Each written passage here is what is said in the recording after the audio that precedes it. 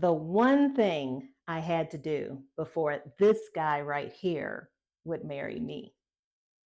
Let's talk about it. Hi, I'm Lynn. Hello, I'm Jace. And welcome to our channel, Gen X Quench, where we are in the throes of midlife and pre-retirement. And we talk on this channel about travel, living abroad, leaving a legacy, pre-retirement stuff, and finances. And that's where we're going today. We are pulling back the veil on our personal life. Been married 26 years, known each other for 28 years. And today it's all about money, marriage, and mistakes, and a few other financial lessons along the way. So buckle up.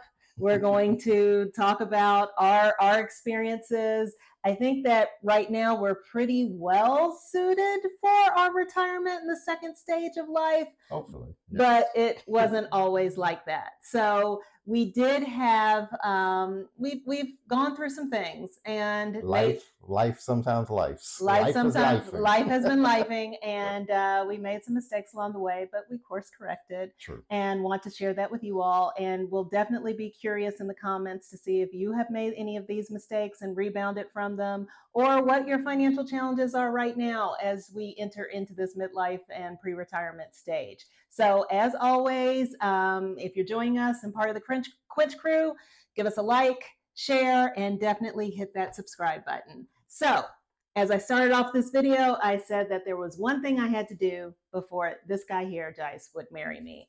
And wonder what that was. That was, we met each other, we dated. We both were working for a very large automaker in the city of Detroit. So I think, shout out Detroit. And I think we both had graduate degrees. This was our first job, real job, post-grad, and we were making good money for being in our late 20s. And I think one of the good things that we did is that we always did talk about money, because Jace's MBA concentration was in finance. So I've always called him my money man, because he's always been interested in finances. He studied it and that type of thing. And so as we were dating, we had conversations about, what's your credit score? What's your financial outlook look like? What's your status? And I was in a bit of credit card debt. And let me set this up before you give it. Okay. Back when I was in grad school, we had to do an assignment where one of our finance professors told us, you have to accumulate $1 million in 10 years. Your assumption is you get out of graduate school, you get your first real job, you get married, you have to have at least one kid. And in 10 years, you got to accumulate $1 million. So all of us were running scenarios on how to do that. That was like the best experience ever, because in the back of all of our minds, before we went into the real world, we were like, okay, if we want to be self-sufficient, leave a legacy in the future, you can't start off stumbling. You need to start off early and often in terms of investment. So that was always in the back of my mind. If I meet somebody that you fall in love with, they better come to the table with some stuff. So that was in the back of my mind. So I will turn it back to you. Yeah. So he was already looking for somebody that had something. Yeah. I guess I had assets. And I guess I had assets, but I had liabilities too. Because as many of us, you go to college, and I remember for me, it was that credit card statement came, and my first credit card on my own with a $300 credit limit. I thought that was big money when you were in college back then. Now, granted, this is the late 80s, early 90s, but obviously they sucker you in early. Yes. And then obviously you get some summer jobs. They know that you're about to graduate, and that credit card probably turned into 2 credit cards by the time I was working. And I had probably $10,000 in credit card debt when Jace and I were dating. And he was like, oh no, my sister, we are not going to do that, because he knew that, we still were old school in the sense that joining together, where you lodge, I lodge, your people shall be my people, but also your debt gonna be my debt. And Mr. Finance Man wasn't really he wasn't for that. Right. And so we talked about it and knew he was like, I don't want us to start. It wasn't really about just the debt and him assuming it. It was just he didn't want us to start our marriage in the hole like that. We could correct it. So we and, got time. Get it taken care of. So I don't think that he wouldn't have not married me, but it was a challenge. It was a charge. And it actually was an education for me as far as credit card debt. So fellas and anyone else, know your non-negotiables before you get married. Have those. And that was one of mine. It was, what is it? You got to agree on religion, how to raise kids, and finances. Those are the top three that you have to agree upon getting married. So finance was this one. So I think in the course of that time, and this is kind of now we're going back, 27 years or so, that I probably did some balance transfer, and got everything on low interest because, of course, the interest was high. I was paying probably more than the minimum, but still not enough to pare it down. And fortunately, we were living in Detroit. And we both knew, okay, we're going to get engaged and we want jobs in the Southeast. And so we ended up getting offers in Florida about, 60 miles from each other within a week of each other. And my offer was in marketing. I was underpaid where I was in Detroit. So I ended up with like a 20-25% salary range. But the key thing was that I had a signing bonus and relocation package that conveniently enough was enough to more than take care of my credit card debt. So I used that to get out of that credit card debt, and that really set us up. So I say that is that we did start our marriage without that credit card debt. Jice and I, we talked about it, educated. Actually, when we had our wedding, everything was paid for when we said I do. And it really has set us on a stage as far as credit card debt, especially high interest credit card debt. We don't have it. We use credit smartly, if I can use that term. And it's not to say that we don't have a credit card. We have credit cards now, but they give us miles or points. And we have gone to Athens, Greece, plane tickets on those credit cards. We've gone to Panama on those credit cards as far as like having tickets paid for. So, and whatever we charge each month, we pay it off. We have, during our married life, we have done 12 months, same as cash, 18 months, same as cash. So when we have bought furniture, mattress, electronics, we have gotten credit cards for those specific stores when they are giving an offer of 12 months, 18 months. So that helps us manage our cash flow. It helps us keep our money in our savings. But you just take that big expense and it's like, okay, if you're giving me 12 months, I'm going to divide this payment by 11 and I'm going to pay it off and let my money work for me, but also leverage that. And then finally, we also have a HELOC. We have a HELOC. And so we have a home equity line of credit. And so we have done some major home repairs and that type of thing, but it's nowhere near 20% interest, and we're basically paying ourselves. We got 10 years to pay it off. So that has been one of the quote unquote mistakes as far as credit card debt and how we have handled it in our married life as far as making credit our friend instead of our enemy. Yeah, and I would say another lesson we learned was house rich, cash poor. We had, this is when right before we were getting married, around that stage. Florida. So we were in Orlando, Florida. We found this beautiful lot, beautiful subdivision. It was right on the, what do they call it? Conservation lot. So it was just lined with pine trees. It was beautiful. So we built the house, and we decided right after we built the house, we wanted that. No, it was in the process of building the house. That's what it was. It was in this process of building the house that we wanted to extend the back patio, screen it in, and put a big hot tub, and put an in-ground hot tub, and it was going to be lush looking over that conservation lot. But the issue was the builder did not. They couldn't roll it into the mortgage. They couldn't roll it into a mortgage because they were using a third party, and so we had to pay cash to get it done, which we ended up doing. But in the process, we wiped out our savings. It was like, I think, $14,000. Yep, that's what it was. So all of our savings was gone. So it was like, and I always like to have that emergency reserve, which I would advise. So that was the lesson learned. But like a few months later, my car transmission died. And we had like no money in the coffers because the patio wiped it out. Right. So we had to, unfortunately, man, I hate telling the story, but I'm hoping I help somebody out here in YouTube land. We had to borrow money from her mother. Thank you, Miss Irma, Mrs. Irma, for helping us out at the time. 26 years ago. Two broke young kids starting out. But we were broke, but our household income was still over $100,000. We had good jobs, good jobs, but did not have, and that was like $1,000 to pay for a car. Right. So we should not have we should have delayed the gratification on the patio. We could have done that a little bit later, like maybe when we got some bonuses or things like that. But we wanted to go for it when we got in the house. So that was the lesson learned of, keep your cash reserve. I would say that 3-6 months, and in this climate, I would say 12 months if you can build it up of reserves of your monthly expenses. So if something goes wrong, you got the cash to pay for it. So. Yeah. That was a big lesson learned, and that was early on in our marriage, as far as like, oh my goodness, that rainy day can come, and in that regard, it was a Honda Accord transmission.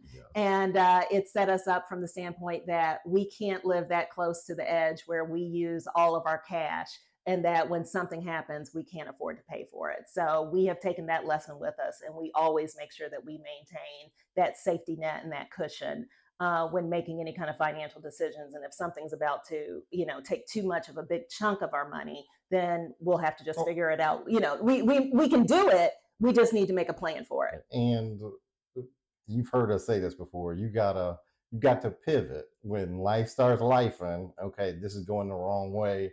What do we need to do? We course correct. Right. So I think the last one, the big mistake is that we went through a phase where we were landlords and had real estate. Trying to be real estate tycoons. Right, titans of real estate. I like assets, not liabilities, but sometimes assets can be liabilities. Yeah, and we were picking up houses and like they were infinity stones there for a while. And I'll let you kind of tell that story, because you were really more in the driver's seat. But I co-signed and I agreed, and I was like, we would get one, and we were working, and it was like, okay, and we weren't flipping. We were doing these to rent out. And I think at one point we had how many? 6 total. 6 total, our primary residents and 5 more. And some of them we got from the standpoint that we would get a house, live in it for a couple of years, and then we were moving to another house and renting that one out, and then we picked up a couple of other ones on the side. So some of the background was this was in Central Florida at the time. 2007-ish is when things started going awry. But we started in about 2002. Yeah, we started the process in 2002. So 2007-ish was when things started going really bad. Like we had, on paper, our net worth looked great because we had all this equity. Right. That was kind of overinflated. Think about the housing bubble back in 2007, 2008. So on paper, we looked good. The problem was, some of the units were not rented. Right. We were having, some of the units were in the hood. So we were having break-ins. So we were getting ready to rent it, fixing it up. Somebody breaks in, steals the air conditioning and the copper in. Right. It's like, oh my gosh, now we got a $4,000 air conditioning expense or something like that. We had some roofs, we had HVAC, we had the burglaries. We had a siding for a townhome we own had to be replaced. Yeah, that's right, because that was like $6,000 or $8,000. Right, and in the course of 1 year, I was tallying this up, and we spent like over $40,000 out of pocket. Trying to deal with all of these. And I think maybe one of them wasn't rented, so we weren't but we were not bringing in anywhere near $40,000 on this property in the course of a year, with paying the mortgages and things being out. And then I want to say, in 2007, 2008, October 2008, job goes away. This private equity firm came in, bought the company, and they took the HR department in half. So I was the newest HR person, so I got impacted. Right. So now we don't have the money to pay for the empty units, the mortgages on those, so everything started piling up. So that's when we had to come to Jesus discussion with our financial advisor. He knows who he is. And we're like, okay, we just laid it out. We get to the kitchen table, we lay out all of here's the income, here's the expenses, and okay, prioritizing which ones do you want to keep, Which ones do you want to get rid of? What's the order that you keep? Yeah, by this point, I was like, let them all go. Let them all go. We realized, at that point, I hit my limit too. Right. I think the wake-up call was when we were spending so much money out of pocket, and it was like, dang, if we had this over $40,000 to spend on this, we could have probably taken this $40,000 and invested in stock or mutual fund or just even a basic S&P and gotten more out of it. Right. And so I think so. We, over the course of time, ended up getting rid of those houses, selling them out, that type of thing, cashed out of them. Right. And the lesson really is we're not anti-real estate by any means. We are now in a phase where we own one home, the one that we're living in. Right. But I think it's more from the standpoint that if we had to do all over again, we'd be a lot smarter as far as picking up property and being a little bit more on a better pace of it, and kind of reading the tea leaves and probably acting a little bit sooner. So that kind of set us into, from the standpoint of, yes, we're the couple that will try a lot of things, most things, but when life starts lifing and you start really looking at the numbers and that type of thing, in the words of Kenny Rogers, you got to know when to hold them, know when to fold them, know when to walk away, know when to run, and know when to run.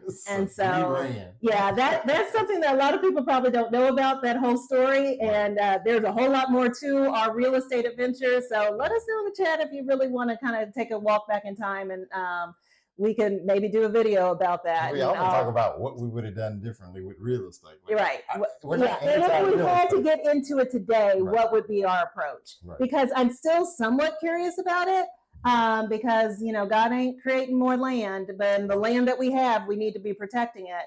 But I think from the standpoint of us, landlording is not our calling, not our calling. Not our jam. So those are kind of the big lessons that we have learned over our married life was, avoiding credit card debt. We pay off our credit card, our high interest credit cards, every month. Making sure that we have cash and reserves to take care of the rainy days. And then finally, from the standpoint of when we are in some type of financial situation, kind of like the real estate, really being more proactive about staying on top of numbers. What is our goal? What is our strategy? And just being smarter about big ticket investments and really knowing our tolerance for risk. And as we age, that definitely, we're not really trying to do things risky. I think that we're poised and positioned to do well for the second half and to take care of it. And I think that leads into just a couple of lessons and things that, advice that we say is that, talk with your spouse or your significant other about money. That is one thing that I think Joyce and I have been together for 28 years, married for 26. We have always had money conversations. We don't make a move, and we know our money rolls. I'm kind of the daily person, so I manage kind of the checkbook and the savings and our local checking account and pay the bills.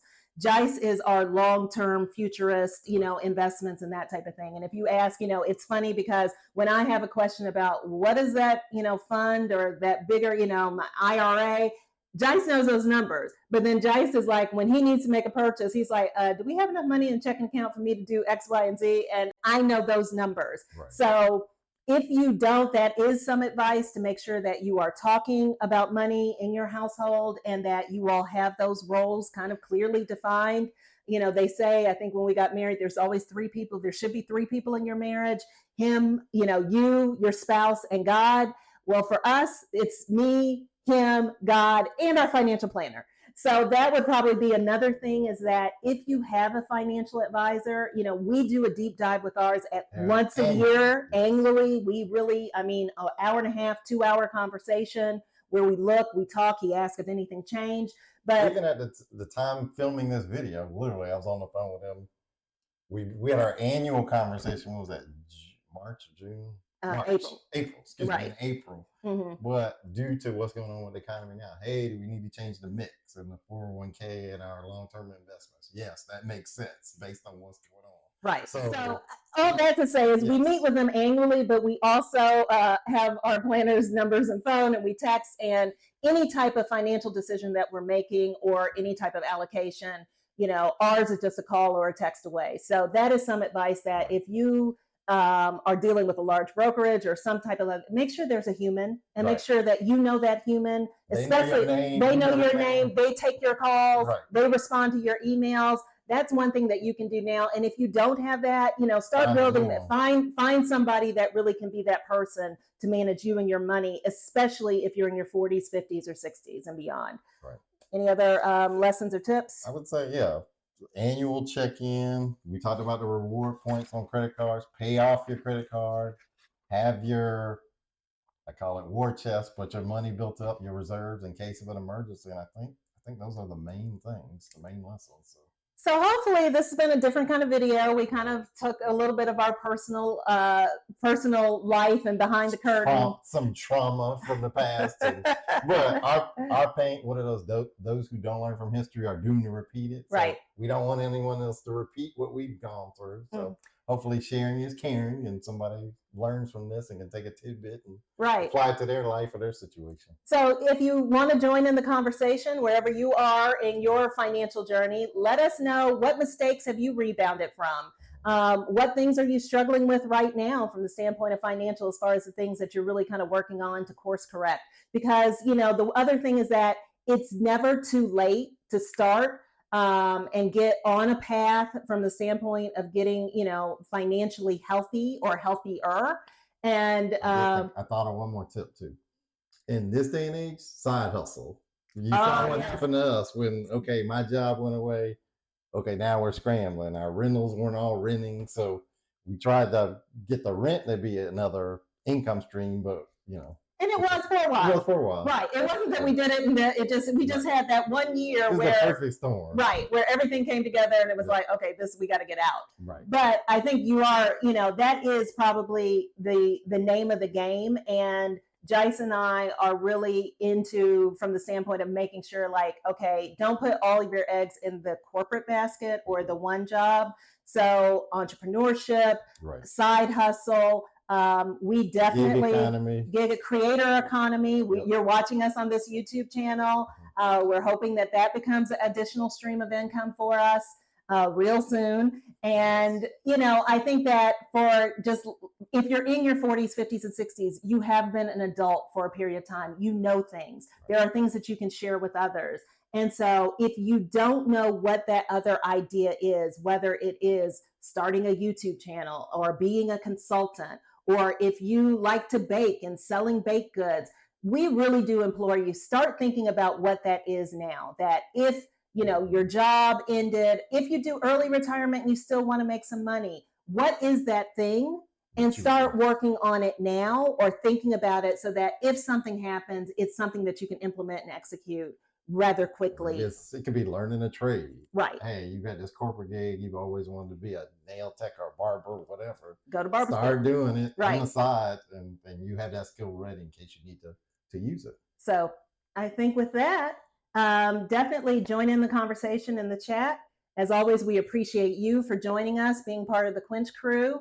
And if you think this will help somebody, share it with them. Maybe your money situation is fine, but there's someone else. I need to send it to so-and-so. Send it, share it. We love that. Yep. Share the video, subscribe to the video so that you don't miss out. And for us on Gen X Quench, we'll see you on the next video. Take care. Bye-bye.